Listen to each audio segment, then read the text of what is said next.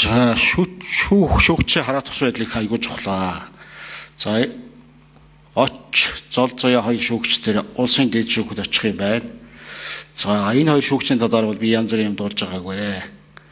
Тийм учраас одоо бас боломжийн шүүгчд очиж байгаа юм байна гэж ойлголт авлаа.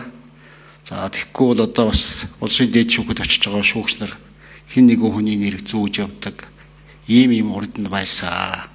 Энэ байдал бол одоо ялангуяа энэ одоогийн ерөнхийлөгчийн үед бол байхгүй байгаа. Бид нар бол гашуунд орчлого бий.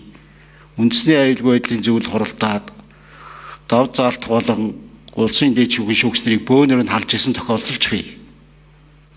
Уул нь тийм байх ёсгүй. Тэр үед одоо шүүхийн ерөнхий зөвлөл энэ төр бол дуурдаггүй байсан шүү.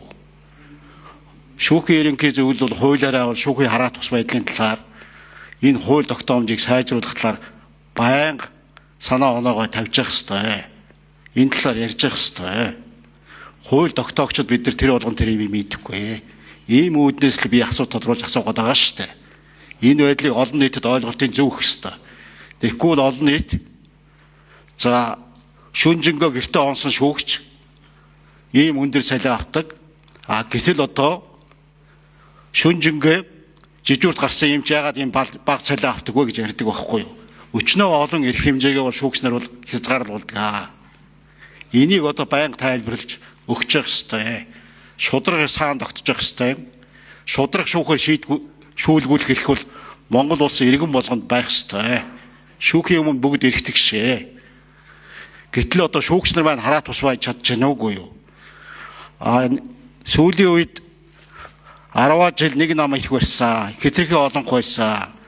2012-оос 16 онд арчилсан нам их барьж байгаа. Би хууль зүйн байнгын хооронд арга байхад бол тэр авилгын энд гэсэн тэрээр бол 77-д орж ирсэн шүү.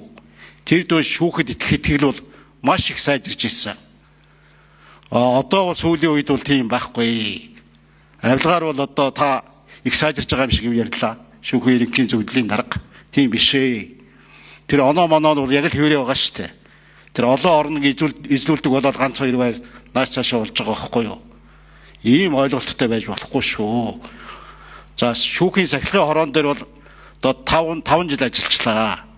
Энэ шүүхийн сахилгын хороо маань яг хуульд нийцсэн шиг ажиллаж чадж байна уугүй юу? За тэр 9 хүн томилж байгаа. Тэрний 5 нь одоо албан тушаалтнуудаас томилоод байгаа байхгүй юу?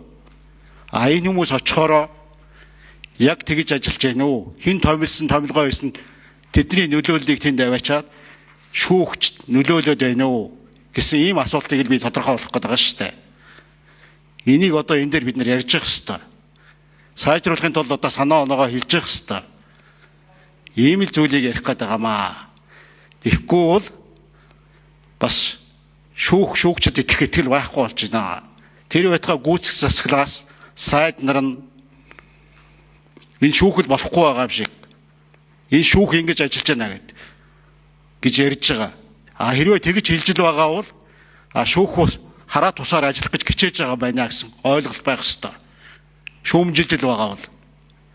За тэгээд шүүхийн ерөнхий зөвлөлийн даргыг шүүхийн сахилгын хорооны даргыг нэг жиглээр ээлжилж байгаа баг. Энэ одоо зөв ч юм уу ямар байгаа нь те энэ талаар бид нар бас ярих ёстой. Нөгөөх нь 4 жил, нэг нь бол 6 жил байгаа. Энэ одоо яг ямар уу гэдэг талаар бол бид нэр бас хоорондоо ярилцаж хууль тогтоогчд бид нэр энэ дээр бол бас үнэлт өгч сайжруулах юмаа сайжруулах